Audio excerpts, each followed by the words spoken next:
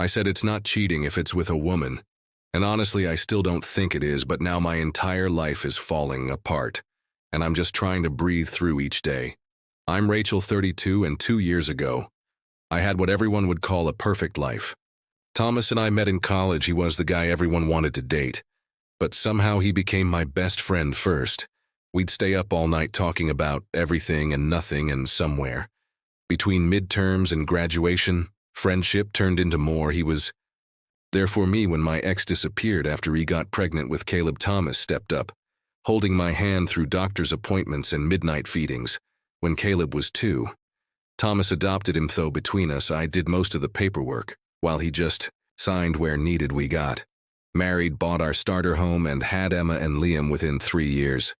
My parents adored Thomas from day one. He was exactly what they wanted for me. Stable, traditional. The kind of guy who'd charm everyone at their church. Growing up with my conservative parents was intense, and Thomas became my buffer, the perfect shield between me and their constant judgment. Our financial situation was always precarious: mortgage payment, credit card debt piling up. But we managed. Something started to shift about 3 years ago. I felt restless, like I was sleepwalking through my own life. That's when Sky joined our department at work. She had this energy about her, free, unapologetic, with bright blue-tipped hair and stories about backpacking across Europe. We started grabbing coffee together, and for the first time in years I felt fully awake. I told myself we were just friends, even when my heart would race whenever she texted. I convinced myself this was normal. Women have intense friendships. Right. I'd never been attracted to women before, or maybe I had, and just never let myself acknowledge it. When Sky asked if I wanted to grab drinks after a particularly stressful project, I said yes without hesitation. I texted Thomas that I was working late. The Eli coming easily that night as Sky and I sat in a dimly lit bar, our knees touching under the table. I felt something I hadn't experienced in years: possibility. After a few weeks of work drinks with Sky, I called my friend Tara for lunch. I needed to tell someone about these feelings before they ate me alive. I think I'm attracted to a woman at work, I blurted out. Tara didn't even choke on Harris tea.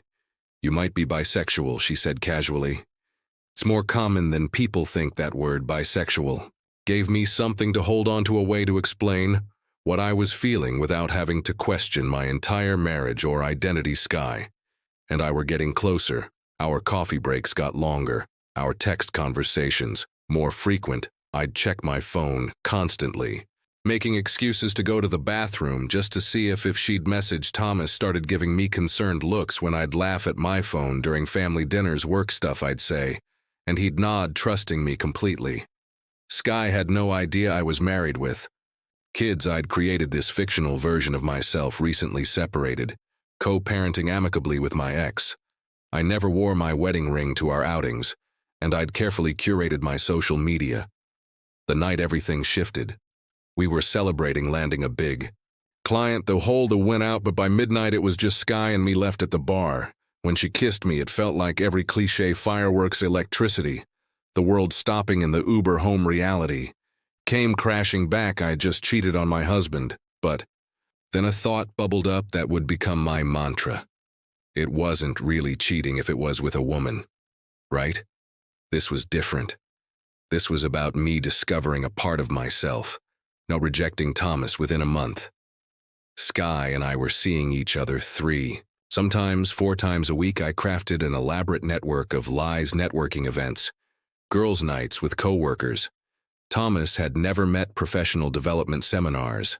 I got a second phone paid for in cash that stayed hidden in my glove compartment. Thomas started picking up my slack at home without complaint. He'd taken on bedtime routines, weekend activities, even doctor appointments for the kids. His supervisor had been pushing him to take on more responsibility at work. A promotion. That would mean longer hours, but better pay to help with our mounting debt instead. He turned it down, telling me he needed the flexibility for our family since I was really hitting my stride professionally. Things got complicated when Sky started asking more questions about my life. She wanted to know why we could never go to my place, why I never stayed the entire night. She glimpsed a family photo that had synced from the cloud. "Who's that with you and the kids?" she asked, her voice suddenly tight. I panicked, then decided a partial truth was safer. "That's Thomas, my husband." I admitted, "We still living together while we figure things out for the kids." Sky pulled away from me, hurt and angry. "So you're married, actually married, not separated." I explained that emotionally. Thomas and I were basically roommates. After hours of tears and explanations, she reluctantly accepted the situation. But something had shifted. She was in too deep to walk away, but now she felt complicit in something she hadn't signed up for at home. Thomas had started asking more direct questions about my late nights and changing schedule. One evening, as I was getting ready to leave for a work dinner, he sat in our bed watching me apply makeup. "Rachel, are you happy with us with our marriage?" The directness caught me off guard. "I've been thinking a lot about who I am lately," I said. "I think I might be attracted to women." Thomas looked surprised but not shocked. "Like bisexual?" he asked. I nodded. Relieved he provided the word, I decided to test the waters.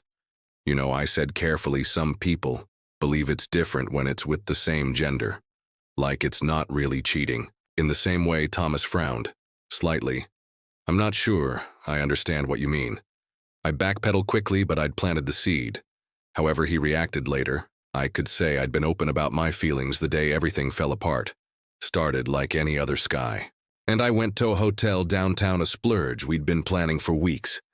I turned my second phone off completely, wanting no interruptions. When I finally turned it back on at midnight, I had 17 missed calls from Thomas and a string of increasingly panicked texts. When I walked in the door, 20 minutes later, Thomas was sitting at the kitchen table, my laptop open in front of him. I'd forgotten to log out of my email Wereski, and I had been planning our hotel rendezvous in explicit detail. "You really believe that, don't you?" he said after it tried to defend myself. "That somehow it hurts less because she's a woman." His voice cracked and I saw tears in his eyes. "You lied to me. You're having an affair. The gender of the person you're cheating with doesn't change." "What this is," I felt a surge of defensiveness. "You don't understand. This is about me discovering who I really am. I'm not choosing her over you. I'm choosing to acknowledge this part of myself." "Do you want a divorce?" he asked directly. My mind flashed to the practical realities, splitting our meager assets, the mountain of debt, arranging custody, telling our families. "No," I said quickly. I need space to figure myself out. What if we tried something different? What if I could still see Sky, but we stayed together for the family?" Thomas stared at me for a long moment, then said quietly, "The kids need stability. I'm not making any decisions tonight." You know what kills me the most? If you had just been honest from the beginning, maybe we could have figured something out together. But you didn't give me that chance. The weeks after Thomas discovered my affair were a strange, tense dance of coexistence for the children's sake. We maintained a facade of normalcy during family dinners and bedtime routines. But the moment they were asleep, we retreated to separate corners of the house. Thomas had reluctantly agreed to a temporary arrangement. We would continue living together while figuring out next steps, but with clear boundaries. I would be transparent about my whereabouts, and he would have primary care of the kids when I wasn't home. What Thomas didn't know was that I had no intention of ending things with Sky. I'd convinced myself this limbo state could work indefinitely. I could explore my relationship with her while maintaining the stability of our family home. Caleb, now 13, was old enough to sense the tension. "Why is Dad so sad all the time?" he asked bluntly. "And why are you never home anymore?" Thomas threw himself into parenting with an intensity that made me defensive. He started coaching Emma's soccer team, helped Liam build an elaborate science project, took Caleb fishing on weekends. The kids flourished under his attention, while I felt increasingly peripheral to their daily lives. Meanwhile, my relationship with Sky was evolving in ways I hadn't anticipated. Now that she was no longer my secret, some of the intoxicating thrill had faded. She'd begun asking more questions about my future plans, pressing me on. When I'd make a definitive choice, "I can't be your experiment forever, Rachel," she said during one particularly tense dinner 3 months into this arrangement. Thomas asked me to join him for coffee-neutral territory for what he called an important conversation. I can't do this anymore, he said, simply this half-life we're living, it's not fair to me and it's confusing for the kids. I've scheduled an appointment with a divorce mediator for next week. I think we need to start the process of formally separating. Panic rose in my chest. Not at losing Thomas, I realized with a jolt of clarity, but at losing the stability here presented. What about the house, the bills? We can barely afford one household, let alone two. We'll figure it out. Thomas said people do somehow, but I can't keep living like this, watching you walk out the door to be with her while I pick up all the pieces I think you need to decide what you really want. Rachel, not just what feels good in the moment. This isn't about what feels good, I snapped. This is about who I am. I'm finally being honest about my sexuality. Your sexuality isn't the issue, here he said quietly. It never was. It's the choices you made, the lies, the way you've treated me and our family. You keep using this journey of self-discovery as justification for hurting the people who love you. It's been 2 years since that conversation. 2 years of living in limbo, Thomas, and I still share the house. Neither of us can afford to move out. We live like awkward roommates, passing each other in hallways, communicating through text messages about schedules and bills. He takes the master bedroom asleep in what used to be the guest room. The kids bounce between our space, confused but adapting. I've come to a realization that I never expected. I'm gay, not bisexual, not curious, not experimenting. I'm gay looking back. I can see the signs scattered throughout my life, moments of intense connection with female friends that I dismissed or redirected. I married Thomas because he was my best friend, because it was expected, because I didn't have the framework to understand what was missing. Things with Sky fell apart about 6 months after Thomas and I separated. The fantasy of our relationship couldn't survive the messy reality of my complicated life since. Then I've dated casually, mostly women I meet through dating apps or at the one sad lesbian bar in our town. I work full-time. Now, having thrown myself into my career as an escape from the tension at home weekends, I'm usually out, sometimes on dates, sometimes just avoiding the suffocating atmosphere of our shared house. Thomas has become the primary parent by default, the steady presence the kids count on, while I've become the fun but unreliable mom who breezes in and out of their lives. The night everything finally exploded was a Thursday, unremarkable. Except for what followed. I came home late from a date to find Thomas sitting at the kitchen table, a stack of papers in front of him. We need to talk, he said, his voice tight with barely contained emotion. The kids were asking me today when you'd be home for dinner. I didn't have an answer. I never have an answer anymore. I told you I had plans tonight. I can't just sit around here every evening. It's been 3 Thursdays in a row, he countered, plus most weekends. You're becoming a stranger to your own children. Rachel, Caleb asked me yesterday if you moved out and just hadn't told them. What am I supposed to say to that? Thomas looked at me with something close toppity. You know what kills me? You're so obsessed with being true to yourself that you've completely abandoned who used to be a mother who cared about her kids, a person who considered how her actions affected others. This is exactly why I needed to get out. I said defensively, you're so judgmental, so convinced you're the perfect parent. Well, guess what? I spent years feeling trapped in this life. Now I'm finally free to figure out who I really am. Thomas slammed his hand on the table, startling me. You're not free, Rachel. You're still married. You still have 3 children who need you. You're just choosing to ignore those responsibilities while I pick up the slack. Don't talk to me about feeling trapped. You think I don't have dreams, things I've given up. The difference is he made a commitment to this family, and I'm honoring it. So I'm supposed to be miserable for the rest of my life. He challenged.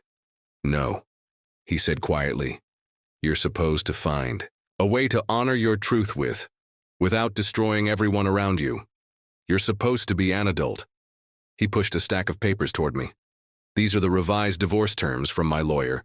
I'm filing for primary physical custody of all 3 kids. I felt like I'd been slapped. You can't do that. They're my children too. Yes, they are. He agreed, but children need stability, consistency. They need a parent they can count on. I'm not trying to take them away from you, Rachel. I'm trying to give them what they need right now, while you figure out whatever it is you're trying to figure out yesterday. My latest girlfriend, Megan, ended things after 3 months together. You're still working through too much, she said gently and honestly. I can't compete with all the guilt and baggage you're carrying. She wasn't wrong. I've been a mess lately, caught between defending my choices and feeling crushing remorse. Thomas has been seeing someone for a few months now, a kindergarten teacher named Al who brings homemade cookies and helps Emma with her reading. The kids adore her. I want to hate her, but she's genuinely kind even to me. When I see Thomas with her, I catch glimpses of the man he married laughing easily. Relaxed, present. Last week, the final divorce papers arrived. Thomas has primary custody with me, getting the kids every other weekend. And one evening a week the house will be sold, once the market improves, with proceeds split equally. Despite the fact that Thomas has been making most of the mortgage payments lately, my parents barely speak to me in their conservative worldview. I've committed the ultimate betrayal, not just divorcing my husband, but leaving him 4 women. Caleb has been the hardest. At 15, he's old enough to understand everything, and young enough to still be deeply hurt by it. You always said family comes first, he told me, but you put yourself first. Mom, and now we're not really a family anymore tonight. I'm packing for a weekend trip with the kids, our first under the new custody arrangement. Thomas has prepared everything, meticulously packed, bags, detailed schedules, medication instructions for Liam's allergies. They're excited, he tells me as he hands over the bags. They've missed you standing in the doorway of what used to be our shared home. I'm struck by a painful realization. Thomas was never the obstacle to my happiness. The life we built wasn't a prison. It was just imperfect, as all lives are, in burning everything down to find myself. I've discovered that identity isn't just about orientation or desire. It's also about the commitments we make and how we honor them. I'm gay. That's a truth I can't and won't deny anymore. But I could have approached that truth with more care, more consideration for the people who depended on me. I could have worked with Thomas to find a transition that didn't leave so much destruction in its wake as I drive away. With the kids chattering in the back seat, I catch a glimpse of Thomas in the rearview mirror, standing alone on the porch of the house we once shared. He's given me so much, and now a chance to rebuild some kind of relationship with our children despite everything I've done. Am I happier now? In some ways, yes. There's relief in living authentically. But there's also a deep, persistent ache for what I've lost, for the pain I've caused. Thomas is right. I could have found a way to be true to myself without destroying everyone around me. Thomas is furious, and he has every right to be. I'm trying to enjoy my life, to find joy where I can, but the shadows of what I've done follow me everywhere. The truth is, I didn't just discover I was gay. I discovered I was capable of selfishness. I never imagined of hurting people I genuinely loved. Sometimes finding yourself means losing. There's sometimes being true to one part of your identity means betraying another. The part that was a wife, a mother, a woman who kept her promises. I don't have answers, just questions that keep me awake at night. Could I have done this differently? Did it have to cost so much? And the question that haunts me most, will my children ever fully forgive me for putting my needs above their stability, their trust? I hope someday they'll understand that people are complicated, that sometimes we make devastating mistakes while trying to find our way.